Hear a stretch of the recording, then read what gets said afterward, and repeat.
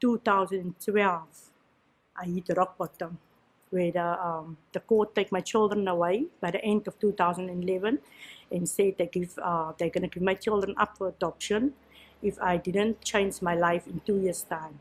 South Africa has over 200,000 people living on the streets or in a state of homelessness, and those figures can drastically rise depending on your definition of homelessness.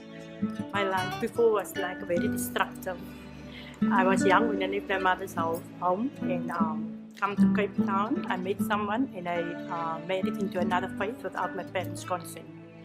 And after that, my life started becoming destructive because it's another faith that I don't know, and no contact with my family. And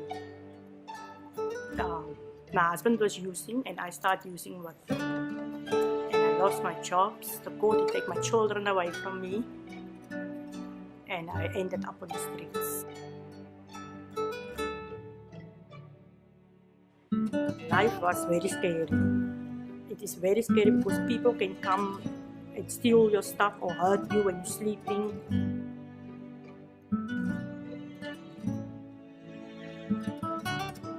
I feel free. I am where I want to be. I know my purpose, that God wanted me to be, a mother to my children, and I'm independent.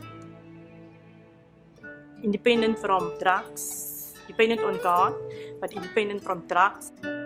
My advice is when a member of public wants to help a homeless person is to spend time with the person. Don't give money to the person. Know the person better. Listen to their story. Take them to places where there is help. Organizations where there is help for you. The Bible is clear that we must give, but the Bible is also clear that we must give wisely. So if our giving causes harm, the Bible is very clear that we should reform our ways and think how we go about helping other people. In short, I find that if we just keep on giving a handout, we increase dependency on people. Whereas if we give a hand up, we are decreasing dependency.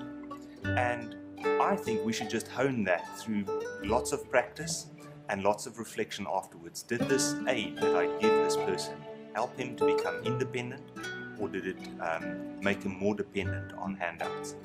Moses and the apostles, they had an open door policy. They included people that were outcasts, that were ostracized by society. They looked at the widows and the orphans and the sojourners and people who were homeless back then, and they included them into their communities. At U-Turn, we have built a phased rehabilitation journey. The first phase is providing services to guys on the street, and it typically starts with the public buying a voucher and handing it to a homeless person who asks for help. That brings individuals to our service center, and there we start this journey of rehabilitation. The journey will include activities, it will include drug and alcohol rehab, it will include driving lessons, and ultimately work at our social enterprises where new skills are imparted. The graduation of that 2-year program happens when an individual applies for open market employment and then moves out of the U-Turn program. My life has changed. From where I come, I'm now a believer, a Christian, and I'm in a community, and I have my children back into my custody. I have a permanent job, and I have my own place where I stay, and I'm independent. It's through the church that we can provide community to those who are destitute.